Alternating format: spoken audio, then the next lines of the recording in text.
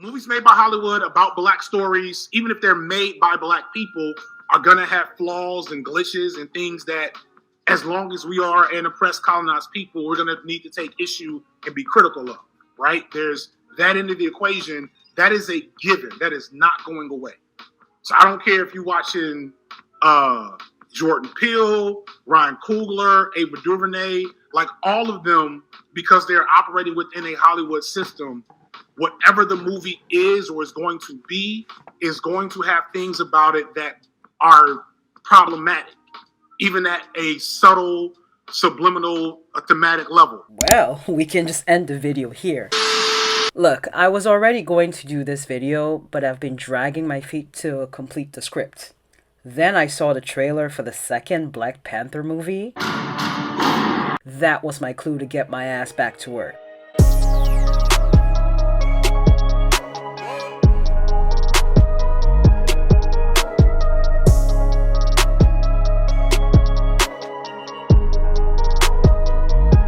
What's up, beautiful people, and welcome back to my channel/podcast. Yes, this is a 2-for-1. You can watch it on my YouTube channel called Interested, Informed, Inspired, or listen to it on my podcast called A Failed Doctor and Proud. I am excited because this video has been a long time coming. Been wanting to discuss Black Panther but do more than just a movie review. There are already a plethora of Black Panther reviews out there, and the ones that I have seen are excellent and mainly discuss overall takeaway themes prevalent throughout the movie, while also critiquing the movie's pace, dialogue, and plot.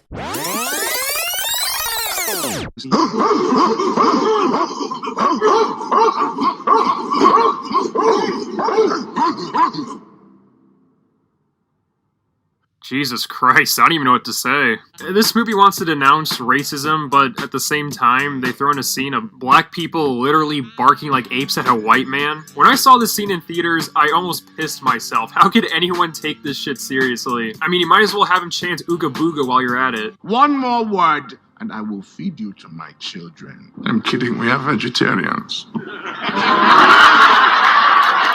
And then we get one of the worst fight scenes in cinematic history. The MCU is usually great with its special effects. While overused, it can still look real. I don't know who specifically did the effects for Black Panther, but it literally looks like a PS2 game, and it looks like shit. They should have done the same practical fight they did in the first fight. Impossible. He's in a coma. One of our fishermen found him at the edge of the river border. Fishermen? But you literally just said 3 minutes ago that Ape Land is only filled with vegetarians. Why would you guys need fishermen if you're vegetarians? Did the writers even bother checking the script for inconsistencies?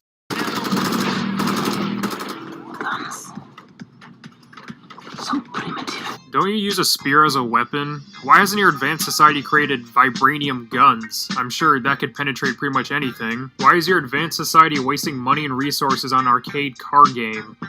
By Wakanda's rules, the only thing that someone has to do to become Black Panther is win a fight. There's no council of elders that has to take a vote. There are no other tests of mental agility or moral compass. There's nothing about needing to be raised in Wakanda even. It's just who's up to the challenge, can you win the fight? The problem comes when another character is a better fighter, but not a better king. The film points out the flaw in traditional thought, and here it's literally Wakandan tradition that prowess and might make you a better leader. Instead, the side that wins in the end values empathy and reverence and intelligence and consideration. In the end, the problem is not solved by the biggest dude or the toughest dude, and there are some big tough dudes in this movie.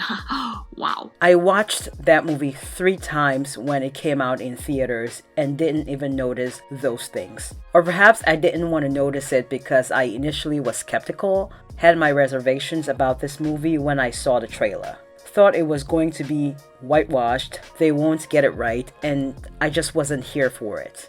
To say that I was pleasantly surprised by the end of the movie would be a massive understatement. By the way, that's how I feel about going to see The Woman King.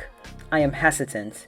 The whole dark-skinned women being warriors, and now most people I come in contact with will expect that from me being a dark-skinned woman, and I'm just not here for it. I'll briefly elaborate on this a little later in this video. I will check out The Woman King despite my hesitance. Now, I can't confirm nor deny if I'll make a video about my thoughts on the movie. Only time will tell. Back to Black Panther. The movie ended up making my whole year, honestly. And because I really liked the movie, I was blind to its flaws. All that being said, I have yet to see a Black Panther movie review that critiques and discusses the movie from a cultural angle. Not what it has done for the culture.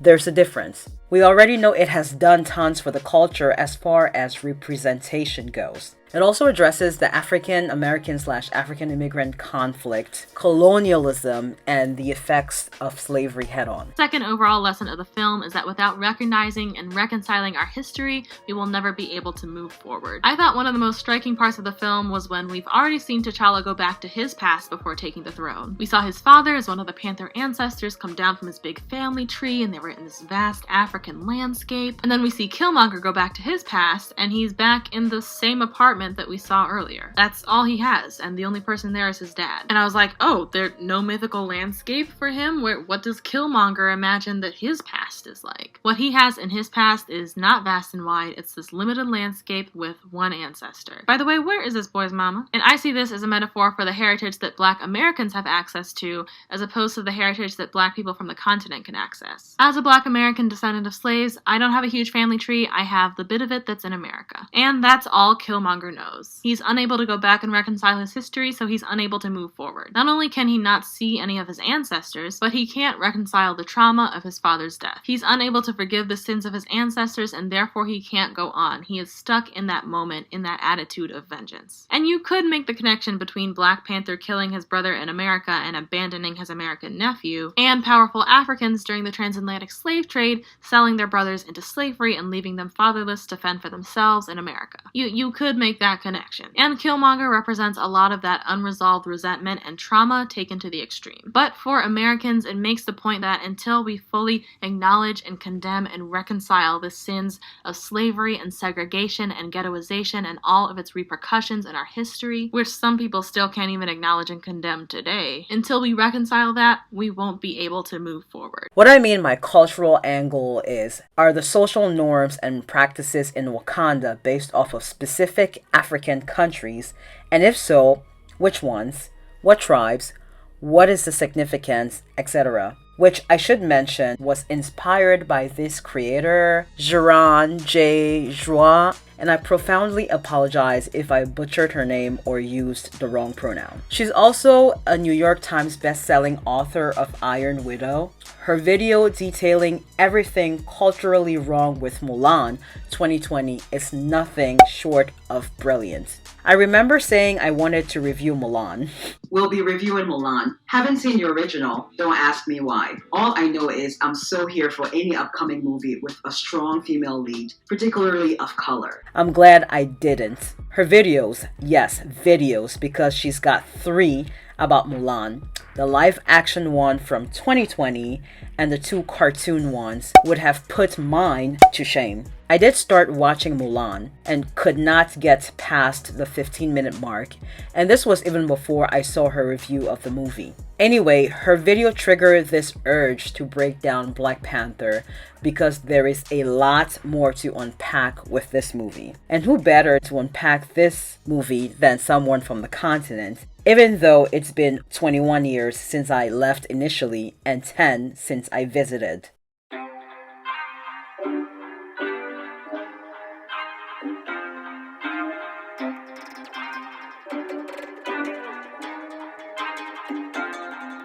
If you're new here, hello, my name is Yaira. You're welcome to call me Yaya. I am not a comic book, superhero, or MCU aficionado by any means. Let's just get that out of the way, so I won't be critiquing the movie through that lens. I do plan on watching every single movie in MCU next year, assuming I check off all of what's on my movie list this year. And if you've seen my 2022 plan with me, which is my very first video of this year, 2022, obviously, or my July reset routine part 1, you know how extensive and ambitious that movie list is. I am Cameroonian, Ghanaian American, which makes me qualified to critique the movie from this cultural angle, seeing as though I was born on the continent of Africa and moved to the US when I was 13. Now, I'm not saying everyone else who has reviewed the movie and isn't from the continent isn't qualified, because I know that some people have selective hearing and hear what they want to hear. Anyway, please check out my multitude of videos about Cameroon linked below if you're watching on YouTube and you're interested in continuing the party long after this video ends. They are quite popular if I do say so myself, and I do say so. Also, I am a self-proclaimed Black Panther stan. In this video, however, I'll be putting that aside and examining what they did well with this movie, and there's a lot of that, spoiler alert, and what they didn't do so well and could have left out of the movie, in addition to the few I showcased earlier from other creators. Aside from the obvious, a predominantly Black cast, Black director, Black screenplay writer, just all Black, except Marvel is owned by Disney, whose CEO is white, and the original creators of the character, Stan Lee and Jack Kirby, RIP, are also white. Doesn't bother me though, because I did not see a single Eurocentric hairstyle on any Wakandans. They are either bald, like the Dora Milaje, wearing braids like Shuri, her hairstyle by the way is my favorite, or they're wearing locks, like the Queen Mother and other tribal council members. No pressed hair or weaves and wigs. Not that there's anything wrong with those. I used to own 2 wigs back in college and I love me a good wet and wavy weave ponytail, but we know that Black women historically have done that. Wear wigs and weaves and pressed hair to assimilate, because our natural hair was considered unruly and unprofessional, and so we've had to go through great lengths to make the hair on our head as close to whiteness as possible. Though today it's less about assimilation and more about protective styling for healthier hair. The only sighting of a wig in this movie is when Okoye wears one, reluctantly, as a disguise in Busan, and she doesn't hesitate to remove and fling it across the room the moment the opportunity presents itself, which I saw as symbolic of rejecting European beauty standards. Wakanda was never colonized by whites, so it makes sense that their standards of beauty are very much their own and not borrowed. The nuance with which the movie addressed the complicated relationship between the Black African from the continent and the Black American/African diaspora, many of whom are descendants of slaves, blew me away. T'Challa and his family is the representation of the Black African from the continent, who is very traditional and thinks of the Black American as lost. And T'Chaka, aka Eric Killmonger, is a representation of the African American who happens to be T'Challa's cousin. Brilliant. This clip articulates the plight of T'Chaka and many Black Americans by extension so well.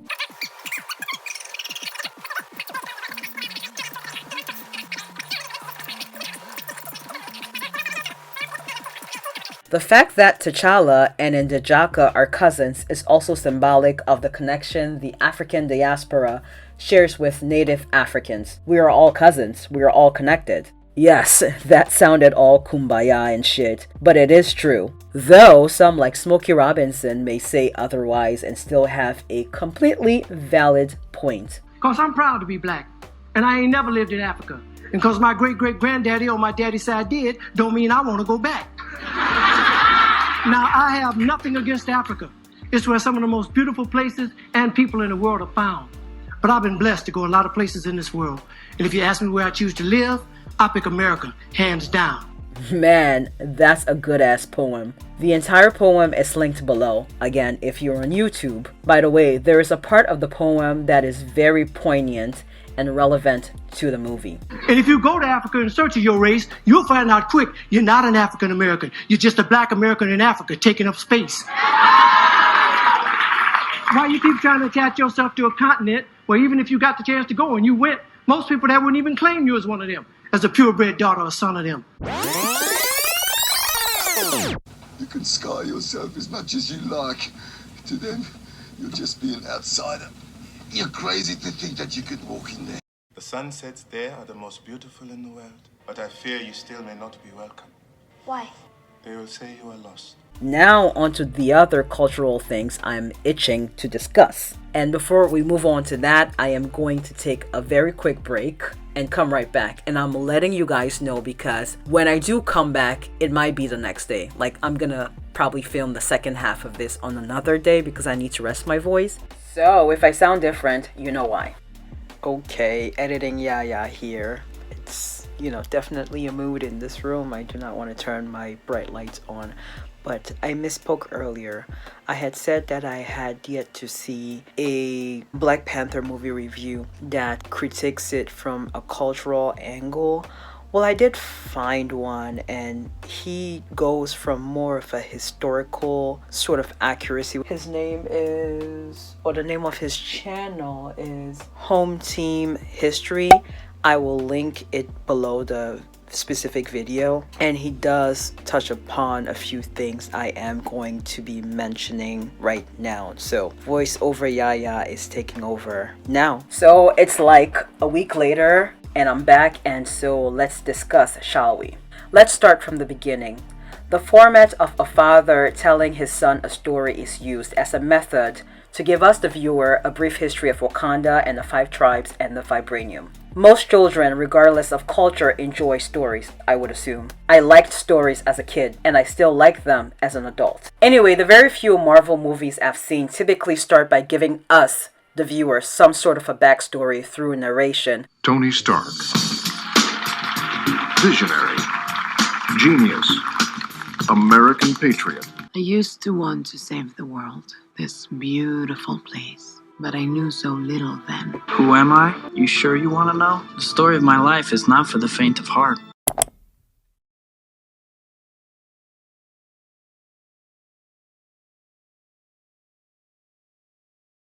But with Black Panther, there's a bit of a banter. Baba, Yes, my son. tell me a story. Which one? The story of home. Which is significant in that in African culture, generally, storytelling is used to interpret the universe, resolve natural and physical phenomena, teach morals, maintain cultural values, pass on methods of survival, and to praise God. And this is a paragraph from an article entitled The African Oral Tradition Paradigm of Storytelling as a Methodological Framework, Employment Experiences for African Communities in New Zealand. Wow, that was a mouthful. Oral African storytelling is a communal, participatory, interactive experience, hence the banter between father and son. I remember when I was in primary school back in Cameroon, which is the equivalent of elementary school here in the US. Whenever a teacher was ready to tell us, the students, a story, that teacher would go, "Boys and girls, are you ready to hear my story?" And then we, the students, would respond in unison, "Yes, we are ready to hear your story. What is your story about?" Except it sounded a bit more like this. "Yes, we are ready to hear your story.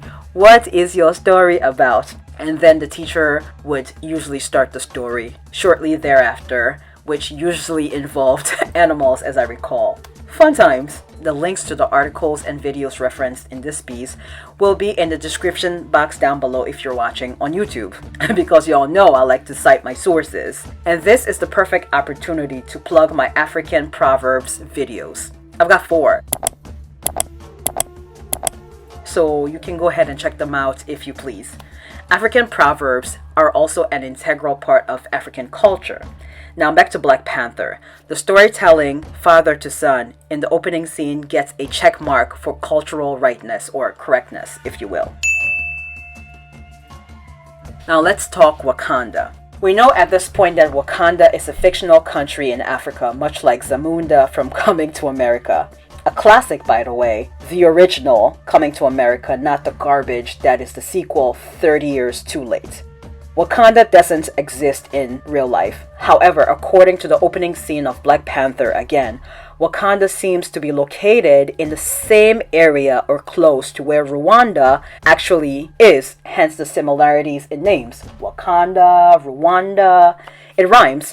Not sure if that was on purpose, but it's brilliant, especially since Wakanda, quote unquote, hides in plain sight. It's there, but it's not visible to outsiders. And because Wakanda is located at the intersection of East and Central Africa, the tribes have to reflect that, right?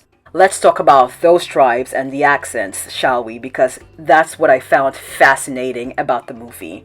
There are 5 tribes: River Tribe, Merchant Tribe, Border Tribe, Mining Tribe, and the Jabari Tribe. Now, the River Tribe has dominion over the waterways in Wakanda. Now, the tribe color is green, and Nakia, who is T'Challa's love interest, played by Lupita Nyong'o, is always wearing green, and she's part of the River Tribe, so it makes sense. And the leader of the River Tribe, who is a man, wears a large lip plate. Now, I think this was inspired by the Mercy tribe of Ethiopia in East Africa, and since Wakanda, as previously mentioned, is in East/Central Africa, I'd say that choice was spot on. What wasn't spot on, however, is those large lip plates are typically worn by women, not men, as a sign of fertility, eligibility for marriage, and it's a symbol of great beauty. Think of it as a rite of passage from girlhood to womanhood. This is also a way for the Mercy to distinguish themselves from other tribes. So they should have just made a woman the leader of the River Tribe for accuracy purposes. But I'll leave that one alone and not just give it an X. I'll give it half a mark. Now on to the Merchant Tribe, who are responsible for manufacturing and distributing clothing in Wakanda. This guy's getup and the knives or swords gave me North African Arab vibes when I first saw the movie. And I was right. This tribe is based off of the Tuareg people, who are a large Berber ethnic group that inhabit the Sahara, from Libya, Algeria, Niger to Mali. So basically Northern and Western Africa. Now, Berbers are always moving or migrating, so that's how they could have ended up in Wakanda, East Africa. So I'll give this one a check mark. Now, the Border Tribe, with my boy Daniel Kaluuya, is responsible for protecting Wakanda from foreign threats. Think of it as the Department of Homeland Security of Wakanda. The blue blanket he was wearing was based off the Basotho blanket worn by the Sotho people of Lesotho, South Africa, and Botswana, all in Southern Africa. The blanket is made out of wool. There are a variety of these blankets that represent different rites of passages. For instance, the Moholobela is a fertility blanket worn by young Sotho men in preparation of their transition to manhood. See, now I'm learning lots of things myself in doing research for this video/podcast. I really appreciate the research and care that was put into this movie and how they try to include as many ethnic groups from different regions of the continent as possible to make up Wakanda. But the Border Tribe of Wakanda in East Africa is wearing South African gear. So I'm gonna have to give this one an X. Now on to the Mining Tribe. The colors of the Mining Tribe are red and orange. The Mining Tribe is responsible for all of the vibranium mined, stored, and utilized in Wakanda. The headdress the mining elder is wearing here is from the Himba people of Namibia in southern Africa. They are semi-nomadic. So again, they don't stay in one place for too long, and they are pastoral people who breed cattle. But I guess they've become miners in Wakanda. I'll give this one an X as well. Now on to the last tribe, but certainly not the least. The Jabari. My favorite tribe. Now, Mbaku was straight up giving me Nigerian vibes. The arrogance is what it was. I didn't say it all. Lots of Nigerian creators have said it themselves. Nigerian food is so good. Like, we know they carry last for any category. So our food day for first. Our food is good. Then there was an article that came out that the most advanced ethnic group in America may surprise you. It did not surprise us. Why would it surprise us? Well, for what? Because we are the most advanced. We already knew. We knew before I read the article. I said if they don't say Nigeria, this article is trash. I didn't need study for it. In fact, pour me at my house. Just pour me and my father. We will tell you it's Nigeria. We're honor roll students. Every Nigerian is an honor roll student. If you get a B in school, just don't come home. Just stay there. Just stay there. The Nigerians are overly confident, which is not a bad thing. It's not a bad thing. Now, the Jabari live in the mountains and their totem or symbol is the gorilla. Nigeria apparently has a few mountains. I did not know that. So those mountains in Nigeria are the Chapal Wadi, which can be seen from Cameroon since it's close to the border. There's the Mount Patti. There's the Mount Dimlang, just to name a few. There's several others, but I'm just naming just those three. And then there's Mount Fako in Cameroon, an active volcano.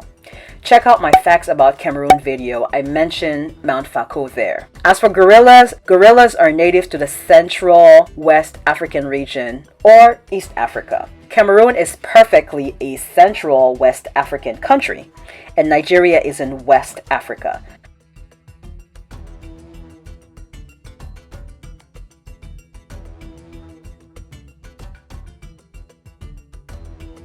So this tribe, the Jabari tribe, is spot on. I'll give this one a check mark. Moving on to accents. I'll just go ahead and insert a clip from Evelyn from the internet's review of Black Panther because no one says it better. Okay, so these accents. Zuri, aka Forrest Whitaker, was giving me South Africa, Malawi. I really enjoyed Shuri's accent. It was kind of familiar. It was pew, you know. The Jabari tribe was like West African, so it was very, are you dumb? It was just very hard, and Shuri was very like, my brother. Congrats to my brother. Don't scare me like that, colonizer. That's how we talk over on our side, you know what I'm saying? T'Challa, there was a certain way he would say vibranium that sounded Jamaican. Everything else was fine when he was like, vibranium. I was like, whoa, whoa, whoa, whoa, whoa. I was just happy that everybody was a Nigerian. And you can quote me out of context. Now let's talk to Dora Milaje. Ryan Coogler said they were inspired by the strong black women in his life. But some of the inspiration also came from the Dahomey tribe, which has of course inspired the Woman King. Again, this whole strong black woman trope. There's nothing wrong with being strong, but it has become the expectation for black women, particularly dark-skinned black women, generally to always be the comforter, the ones who clean up the mess, the superhero, but never seen as lovable or worthy of love. That's the depiction in the media anyways. I've never subscribed to that. My source of insecurity as a child never had anything to do with my skin complexion. My insecurity as a child stemmed from my weight, just FYI. Back to dark-skinned women. I used the word generally because we are not a monolith, but we can't be strong all the time. We have feelings and we get tired too. Khadija has a video on this. Please give it a watch. They go in deep. So back to the Dora Milaje and your neck rings. Maasai tribe in Kenya is what I thought of immediately when I saw those neck rings in the movie. And I was correct. But also other inspirations are the Ndebele tribe of South Africa and the Himba people of Namibia. The hat Angela Bassett wore as Queen Mother is inspired by the Zulu tribe. Married Zulu women of South Africa wear it for traditional and religious ceremonies. It's called isicholos, and pardon me if I butchered the name. I'll link that article down below. Crossing over to the ancestral plane for T'Challa. That part of the movie in particular gave me goosebumps because I remember my mom talking about this when I was a kid. The belief that when someone is at the brink of death, perhaps even in a coma, they see all their ancestors beckoning them to cross over to the other side. If it's that person's time. And if it's not that person's time to die, the ancestors reject them. Or in T'Challa's case, he rejected his ancestors' beckoning and insisted on returning to right the wrong, and he comes back to life. Now, of course, in the wake of Chadwick's death, the first ancestral plane scene, the one with the beautiful magenta and royal blue sky, hits different. I would really love a massive painting of that scene somewhere in the living room or in my bedroom. I'll give a check mark for that scene. I believe it's West African. Now let me know in the comment section if you're watching this on YouTube if this belief is similar in other parts of Africa. Also, T'Challa's father was wearing a Kente cloth in that scene. The Kente cloth is of course native to the Asante tribe of Ghana. It's reserved for special occasions and royals, and there are different versions of it. Now, my father's side of the family is from Ghana. My name is Yaira, and it's also Ghanaian. It's Ewe for blessing or blessed. Sidebar, the Kente cloth has to be incorporated somewhere on my wedding dress whenever I get married. I'm not engaged or anything yet, but I'm putting that out there into the universe. So future husbands better take some notes. The final thing I'd like to touch on is the rite of passage. That fight scene between T'Challa and whoever wanted to challenge him for the throne, which was M'Baku in this case, head of the Jabari tribe. Now, I'm going to assume that at this point, most people know that for a boy to transition into manhood, there is some ritual involved. For the Jewish, it's the Bat Mitzvah. For the Australian Aboriginals, it's the walkabout. For some Native American tribes, it's a vision quest. Feel free to correct me in the comment section if I got something wrong. For some African cultures, however, in the past and even in the present, the boys had to display masculinity more oftentimes than not in the form of battling and defeating another boy in order to become a man. In Things Fall Apart, Okonkwo, the lead character, is highly revered for lots of things, including the swiftness and agility with which he defeats his opponent whenever he was in battle. Likewise, because T'Challa defeated M'Baku, he earned the title of king, even though he was the natural successor as firstborn son to the king who has died. Couple of other things I wanted to discuss before I wrap this up are: A. The beginning of the movie when T'Challa and Okoye intercept the kidnappers. The first thing that came to mind was Boko Haram. Now, Boko Haram means Western education is forbidden, and it's an Islamic terrorist group based in northeastern Nigeria and has been responsible for slaughtering civilians in villages and towns, abductions, and forcibly marrying of women and girls to their fighters. I'll link a few articles about this below. So Nakia is a spy and was trying to rescue those abducted when T'Challa and Okoye came and, in Nakia's words, ruined her mission. She ruined my mission. B. This scene when Ndjaka, aka Killmonger, has been crowned king of Wakanda and is walking towards the throne. This scene is powerful and cool. This man, who is quote an outsider because he is from Wakanda but has lived all of his life in America, and the Wakandans view him as an outsider, the son no one knew Njobu had. But he has defeated their beloved T'Challa and has turned literally everything upside down, burned down the heart-shaped herb supply, and is about to do things very differently than the traditionalist T'Challa would. C. The scene at the Museum of Great Britain when the tour guide gets poisoned and the other 3 security guys get shot. What did they do with those bodies? Now, I'm sure they didn't just leave them there, so how did they dispose of the bodies? Also, what about the other guests who were in the vicinity when this happened? Are we to assume they just disappeared or left because they were afraid? Perhaps. But another scenario is them hanging out and perhaps sneaking in a video recording on their phones for social media, as was the case in South Korea when T'Challa was about to kill Claw in public. So that's another technicality that I'm gonna have to give an X. D. This one's a question. The kid at the very end who comes up to T'Challa and asks him, who is he? Is that Ndjaka's son?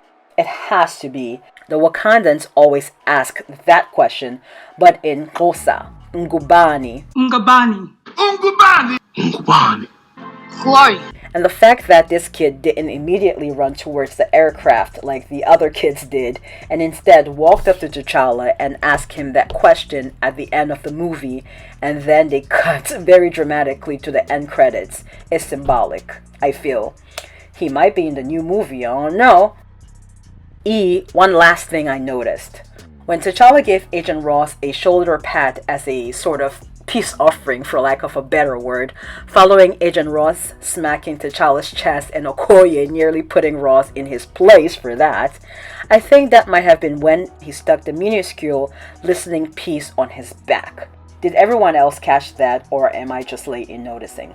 Anyways, as Ellen DeGeneres would say, I hope you enjoyed this video/podcast. Stay tuned for more Cameroonian/African related videos. It's been a while, I know, but I needed a break to recalibrate. Don't forget to like this video, comment, share it, and most importantly, please subscribe and hit the notification bell. Alright, I'll see you sometime next week or the week after. Bye!